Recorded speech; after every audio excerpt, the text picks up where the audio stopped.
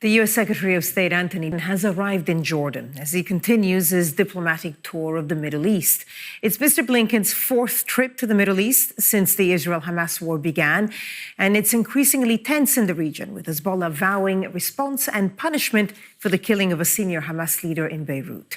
Well, Israel said tonight that Hamas's military framework in North Gaza has been dismantled, but there was no word of when the fighting, which has devastated Gaza, might stop. Sky's Nicole Johnston reports now from Jerusalem. The UN says Gaza is unlivable. But what other choice do people have?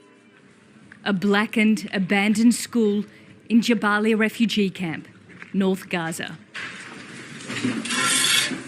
Thousands of people came here for safety and shelter. But the war came here too. After a week, the military ordered all the men inside the school to take off their clothes and stay in their boxes, and to raise their hands with their ID cards.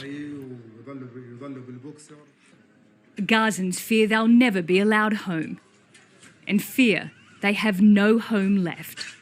Those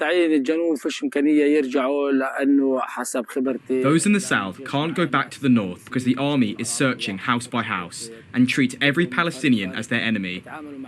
I think the Israeli military is putting pressure on the entire Gaza population, and they will open a gate until everybody leaves to emigrate.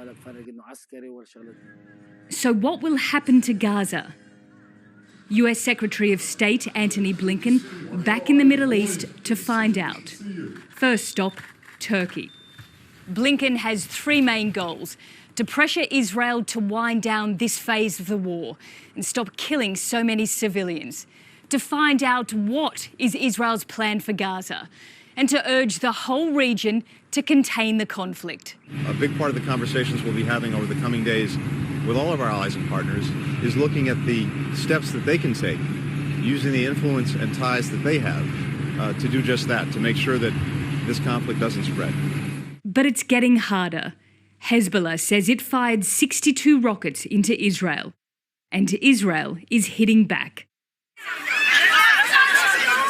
In Gaza, a warning from the UN. Famine is looming. Only a couple of bakeries for more than 1 million people. Bread is like gold. I swear today I have been standing for 10 hours to get this bag. This is the status quo in the country. Only 1 or 2 bakeries for all Rafah. We want more than 1 bakery. There should be at least 10. Long days of hunger and of war. Gazans hold little hope Blinken's tour will change anything. Nicole Johnston, Sky News, Jerusalem. And let's get the latest sport now from Sky Sports News. I've stretched the hammies, the blood is pumping. Let's do this thing. This sports bulletin is brought to you by Vitality.